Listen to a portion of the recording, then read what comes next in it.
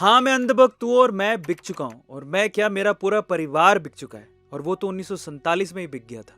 क्यों और कैसे और कितने पैसों में बिका, जानना चाहते हो तो इस वीडियो को पूरा देखना अगर हिम्मत है तो। अब वीडियो शुरू करने से पहले मैं मेरे हिंदू भाइयों से कुछ कहना चाहता हूँ, स्पेशली उन हिंदू भाइयों से जो मेरे कमेंट सेक्शन में आके गालियां लिखते हैं। देखिए, मेरे दादाजी ना एक बात बोलते थे। वो कहते थे कि हिंदू धर्म के लोग बहुत ही बढ़िया हैं, लेकिन उनके साथ सिर्फ एक समस्या है कि वो भूलते बहुत जल्दी हैं। जनवरी में भगवान श्री राम का मंदिर जब बना था ना, तब इंस्टाग्राम पे रील्स की, फोटोज की, भगवान श्री राम के पोस्ट की बाढ़ आ गई थी। भाई साहब, सब सनातनी बन गए थे टीका लगा के। तब बिलीव नहीं करोगे, मुझे ऐसा लगता था कि अब सनातन धर्म के मानने वाले लोग जाग गए, हिंदू जाग गया। लेकिन 2 महीने बाद ही ये हिंदू मोदी और मोदी का नाम लेने वाले और मोदी को सपोर्ट करने वालों को गालियां निकाल रहे हैं। इसीलिए मेरे दादाजी कहते थे कि वो भूलते बहुत जल्दी हैं। और अफसोस की बात क्या है पता है? जो लोग पहले डीपी तक में भगवान श्री राम की फोटो लगा लिए थे, उनमें से कुछ लोग भगवान श्री राम की फोटो हटा के अब उस जर्मन शेफर्ड की फोटो लगा के बैठे। बाप रे।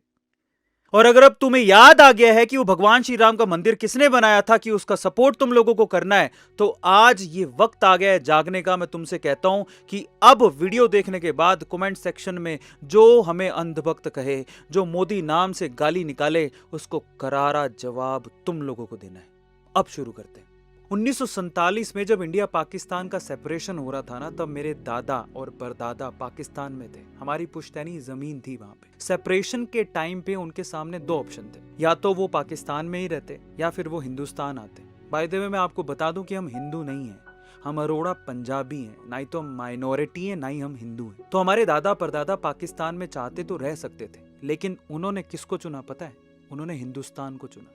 जब उनसे पूछा गया ना कि क्यों आप हिंदुस्तान आए, हम भी पूछते थे अपने पापा से, फिर पापा ने दादाजी से पूछा था कि भैया आप हिंदुस्तान क्यों आए, तो जवाब क्या मिला पता है? वो कहते कि उस वक्त वो लोग जिस तरह से हिंदुओं को काटते थे ना, हमें समझ में आ गया था कि आज नहीं तो कल हमारा भी नंबर आ सकता है।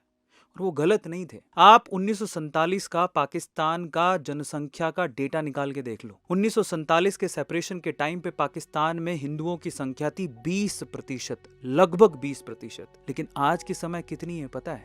1% से भी कम। कहाँ गए सारे हिंदू? या तो वो धर्म परिवर्तन हो गया उनका, या मार फेंक दिए गए। और ऐसे कुछ हमारे साथ भी होता। सही नहीं थे हमारे दादा? वो सही थे।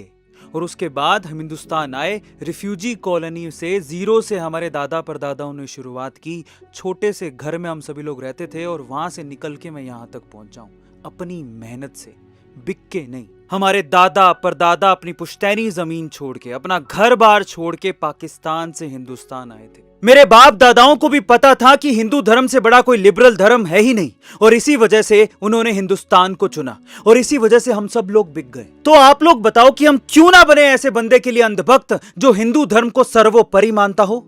और जब तुम लोग हमें कमेंट सेक्शन में गालियां देते हो और बिकाऊ बताते हो ना, तो तब तुम उस हर इंसान को गाली दे रहे होते हो जो पाकिस्तान से प्रताड़ित होके हिंदुस्तान आया था। तुम हर उस कश्मीरी पंडित को गाली देते हो जो कश्मीर से खदेड़ा गया था, और तुम हर उस सिख को हो जो 1984 के दंगों में था। और कमेंट में अंधभक्त लिखने वाले हिंदुओं, अगर तुम लोग ये सोच रहे हो कि ये सब तुम्हारे साथ नहीं हो सकता, कि नहीं ये तो बहुत पुरानी बात है, 1947 की बात है, वो सब फिटना अब थोड़ी होगा, तो एक बार गूगल पे जाके बंगाल, कर्नाटक और केरला में हिंदुओं की हालत पर रिसर्च कर लो, तुम्हें पता लग जाएगा।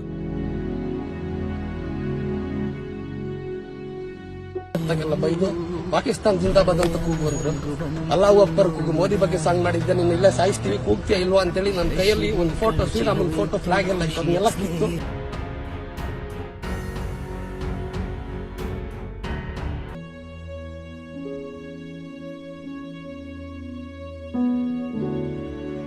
अब एक सवाल और है कि तुम्हारा जर्मन शेफर्ड इनके ऊपर वीडियो क्यों नहीं बनाता? हाँ, एक और बात, तुम लोग कहते हो कि हम लोग लद्दाख और मणिपुर के मुद्दे पर कुछ नहीं बोलते, तो तुम्हारा जर्मन शेफर्ड भी बहुत से मुद्दों पे मुंह नहीं खोलता है, स्पेशली हिंदुओं के मुद्दे पे। अब जरा जाके तुम्हारे जर्मन शेफर्ड को देख लो, वो बहुत ही सिलेक्टिव वीडियोस बनाता है, या तो कांग्रेस और आपके सपोर्ट में, या बीजेपी के खिलाफ, या एक खास वर्ग को सपोर्ट करने में, बस।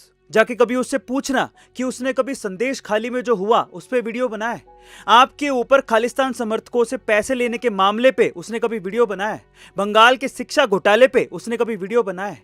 कर्नाटका में 100 करोड़ वक्फ बोर्ड को दे दिए गए और मंदिरों पे टैक्स लगाने की कोशिश की गई, उस पे वीडियो बनाया है। हनुमान चालीसा गा रहे एक हिंदू पे FIR हो गई, उस पे वीडियो बनाया है। कर्नाटक के नेहा नाम की लड़की जिसके कांग्रेसी पिता खुद कहते हैं कि लव जिहाद की वजह से उसको गया, उस पे उसने कुछ बोला।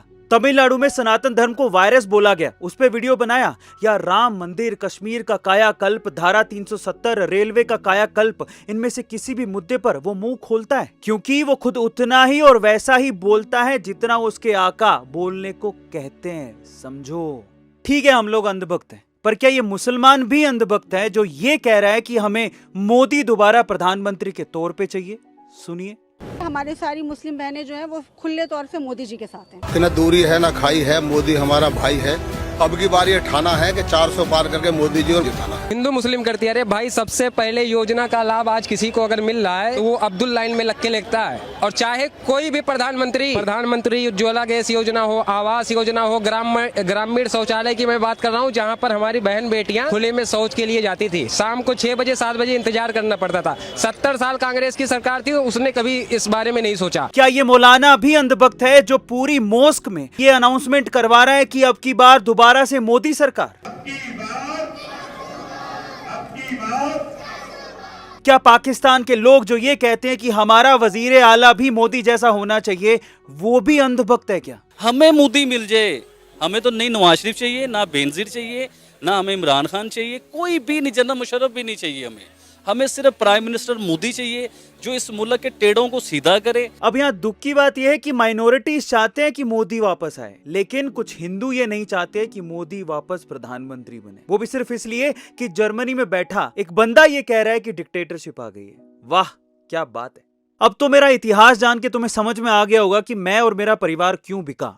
अब तुम्हारे जर्मन शेफर्ड की भी बात कर लेते हैं। एक वीडियो देख रहा था मैं उसकी, इसमें वो कहता है कि 12th करने के बाद उसके पिताजी, उसके पापा खुद कहते हैं कि हिंदुस्तान के 3rd क्लास कॉलेजों में पढ़ने की बजाय अच्छा है कि तू बाहर चला गया। फिर उसे बाहर भेजा गया, जर्मनी में उसने पढ़ाई करी, वहीं पे ही वहीं की लड़की से क्रिश्चियन तौर तरीके से उसने शादी करी। तुम उससे कैसे उम्मीद कर सकते हो कि वो हिंदुस्तान के बारे में सही बताएगा, हिंदुओं के बारे में सही बताएगा, भारत की किसी भी चीज के बारे में सही तरीके से आकलन करेगा? यही मूर्खता है तुम लोगों की। और कभी कभार मुझे ना जो कमेंट में हिंदू, चलो दूसरों का तो समझ में आता है, जो हिंदू कमेंट में गलत गलत लिखते हैं उन पे तो मेरे को हंसी आती है। जिस दिन गजवाए हिंद हो गया, कट हो गए, और उस वक्त तुम कहां जाओगे? हमारे दादा परदादाओं के पास तो फिर भी ऑप्शन था हिंदुस्तान का, लेकिन हिंदुस्तान में जिस दिन गजवाए हिंद हो गया, तुम कहीं के नहीं रहोगे। एक बात सुन लो तुम लोग, हिंदुओं के लिए सिर्फ पूरी दुनिया में एक ही देश है और वो है हिंदुस्तान, और उनके अस्तित्व को ऊपर तक ले जाने वाला सिर्फ एक ही इंसान है और वो है नरेंद्र मोदी, जिसको तुम कमेंट में भर भर के गालियां निकालते हो। और जो लिखते हैं ना कि कमेंट में अभी अनसब्सक्राइब करके जा रहे हैं, भाई तुम जाओ, तुम्हारे जैसे लोगों की जरूरत ही नहीं है मेरे को। तुम अभी जाओ अनसब्सक्राइब करके, क्योंकि जो हिंदू अपने देश का ना हो सका, मोदी का ना हो सका, जिसने हिंदुस्तान के लिए, इस भारत के लिए क्या क्या किया है, वो मेरा क्या होगा? मुझे जरूरत ही नहीं है। अब आते हैं तुम्हारे दूसरे इल्जाम पर, जिसमें कमेंट सेक्शन में तुम लोग लिख रहे हो कि मैंने पैसा खाया, या बीजेपी से मैंने कितनी दलाली ली। नहीं, मजा आ रहा है ना? या फिर क्रिएटर अवार्ड में मुझे बेस्ट क्रिएटर का अवार्ड चाहिए, इस वजह से मैं ऐसी वीडियो बना रहा हूं। बहुत बढ़िया, बहुत ही बढ़िया। तो मैं उनको जवाब देता हूं अभी। हाँ, मैं क्रिएटर अवार्ड में गया था, और मैं आपको बता देता हूं कि क्रिएटर अवार्ड में मैं राम मंदिर की प्रतिमा लेकर गया था, भगवान राम की मूर्ति लेकर गया था, सिर्फ इस उम्मीद से कि मेरे को एक बार, सिर्फ 1 मिनट के लिए ही नरेंद्र मोदी जी से मिलने का मौका मिल जाए, उनके पांव छूने का मौका मिल जाए, मैं उनको ये भेंट दे दूं। बस इतनी सी मुलाकात मुझे उनसे करनी थी, मुझे किसी अवार्ड का लालच नहीं था। वहां पर मैं गया, आगे खड़ा रहा, लेकिन मुझे मौका ही नहीं मिला उनसे। जिस ब्यूरोक्रेट से मेरी बात चल रही थी, मैंने उनसे रिक्वेस्ट करने के लिए फोन किया, उसने मेरा फोन ही नहीं उठाया। तो आप जानते हैं कि मैं उस कॉरिडोर से निकलकर सीधा होटल गया और सीधा फिर उसके बाद घर आया। आते ही सबसे पहले मैंने माई गवर्नमेंट के इंस्टाग्राम हैंडल को अनफॉलो किया। इतना गुस्सा था मैं उस टाइम पे कि मैं 1 मिनट के लिए भी मेरे आइडियल से मिल नहीं पाया, या मुझे मौका ही नहीं मिला। इतना गुस्से में था। लेकिन गुस्सा गद्दारी को जन्म नहीं देता। हमारे खून में हम गद्दार नहीं है। हम किसी से गुस्सा जरूर हो जाएंगे, लेकिन देश से गद्दारी नहीं करेंगे, बिकेंगे नहीं। मैं और मेरा YouTube चैनल कल भी हिंदुस्तान के लिए था, आज भी हिंदुस्तान के लिए है, और कल भी हिंदुस्तान के लिए ही रहेगा।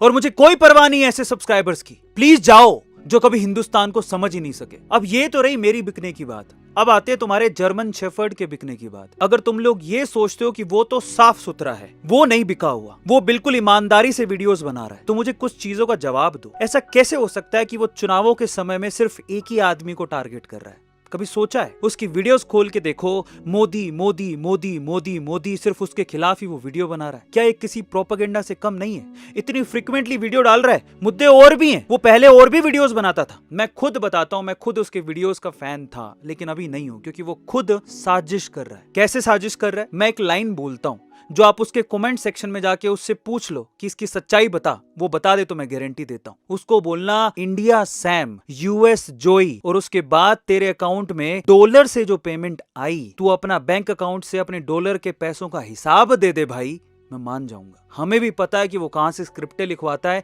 उसको पैसा कहां से मिलता है। इसलिए अगर तुम लोग ये सोच रहे हो कि वो तो दूध का दूल्हा है, तो वो नहीं है भाई। उसके चैनल पर जाकर देखो कि अचानक से उससे पूछना कि चुनाव पर सिर्फ एक ही आदमी को टारगेट क्यों चल रहा है, और मैं उसका रीजन भी बता देता हूं कि वो क्यों कर रहा है। देखिए, समझिए, नरेंद्र मोदी पूरे भारत का पहला ऐसा प्रधानमंत्री है जिसके सामने यूएस का प्रेसिडेंट भी फीका पड़ गया। जब लिस्ट आती है ना टॉप लीडर्स की, नंबर 1 पे मोदी है, 6, 7वें नंबर पर उनका राष्ट्रपति आता है, और वो कभी नहीं चाहते कि भारत इतना सशक्त बने, कभी नहीं चाहते। और ये सब हो रहा है सिर्फ नरेंद्र मोदी की वजह से। इसलिए यूएस खुद चाहता है कि इन चुनावों में मोदी को हटाया जाए, बीजेपी की सरकार को हटाया जाए। ये जो हिंदू जाग रहा है, इसको शांत करना जरूरी है, क्योंकि इससे अमेरिका के मंसूबे पूरे नहीं हो रहे। और एक और बात बता देता हूं, यूट्यूब भी इसमें दूध का दूल्हा नहीं है। आपको ये बात समझ लेनी चाहिए। अगर उस जर्मन शेफर्ड की वीडियो हर बार आपको दिखाई दे रही है, हर बार उसकी वीडियो में मिलियंस ऑफ व्यूज आ रहे हैं, तो उसके पीछे यूट्यूब है, और यूट्यूब यूएस का है, और यूएस कतई नहीं चाहता कि इंडिया में मोदी की सरकार बने। ये है सच्चाई। और अगर अभी भी आपकी आत्मा नहीं जागी, तो बेटा तुम राम भरोसे हो। आप सब लोगों ने मिलके मेरे चैनल को गिरा दिया, बहुत बढ़िया। लेकिन मैं आपको एक बात बता देता हूं कि मेरे देश के लिए और नरेंद्र मोदी के लिए ऐसे हजारों चैनल कुर्बान हैं। और लास्ट में क्रिएटर अवार्ड में आए 3-4 हजार इन्फ्लुएंसर से भी कहना चाहता हूं, भाई साहब, वहां पर आके मोदी जी से या फिर क्रिएटर से सेल्फी लेके, प्रोग्राम को एंजॉय करके या अपने प्राइज लेके आप लोग निकल लिए। और जब सपोर्ट देने की बारी आई, जब जरूरत पड़ी, तो आप में से कोई भी आगे नहीं आ रहा। पता है क्यों? क्योंकि सबको इस जर्मन शेफर्ड के फैन से बड़ा डर लग रहा है, क्योंकि ये लोग आके कमेंट सेक्शन में गंदी गंदी गालियां लिखेंगे। इस वजह से कोई भी इस पे अपना हाथ मारना नहीं चाहता। लेकिन ये समझ लो कि यही समय है जब आपके आवाज उठाने की जरूरत है, क्योंकि अगर आज आवाज नहीं उठाई ना, तो ये सारे युवाओं का ब्रेन वॉश कर देगा, सिर्फ अपने पैसों की कमाई के लिए। लास्ट में जाते जाते ना मैं आपको एक बात बोलता हूं। मैं बार बार, कम से कम 2 से 3 बार मैंने अभी बोला कि उस नरेंद्र मोदी ने भारत के लिए बहुत कुछ किया है। चलो छोड़ो, आप कहोगे कि इसका प्रूफ दो, या ये, मैं कहता हूं आप सिर्फ एक ही काम कर लेना मेरे कहने पर। नेटफ्लिक्स में एक मूवी आई है धारा 370। आज का जितना युवा, मुझे तो कभी कभार इस बात पे भी अफसोस होता है, कमेंट सेक्शन में लिखता है we are the fan of German shepherd, we love German shepherd. अरे तुम सरहद पे खड़े उस सैनिक के फैन नहीं हो। ये नरेंद्र मोदी जिसने अपना पूरा जीवन लगा दिया, 70 साल में जो बीमारी बाकी पार्टियां मिलकर ठीक नहीं कर पाई, जम्मू कश्मीर तड़पता रहा, आग लगी रही वहां पे, इस आदमी ने अपने कार्यकाल में वो सब खत्म किया। उसके बाद इन लोगों ने आज जम्मू कश्मीर की जो हालत ठीक की है, आप वहां के युवाओं से जाके पूछो, उनके वैली को स्वर्ग बनाने वाला आदमी नरेंद्र मोदी है, जिसको तुम लोग गालियां निकालते हो। और अगर विश्वास नहीं होता ना, तो ये सब परिवर्तन कैसे आया? धारा 370 नाम से नेटफ्लिक्स पे मूवी है, नंबर 1 पे ट्रेंड कर रही है। एक बार जाके देख लेना, तुम्हारी आंखें नहीं खुल जाए ना तो मेरा नाम बदल देना। फिर भी भाई साहब तुम्हें समझ में ना आए, राम राम है, अनसब्सक्राइब करो और अभी चले जाओ। जय हो।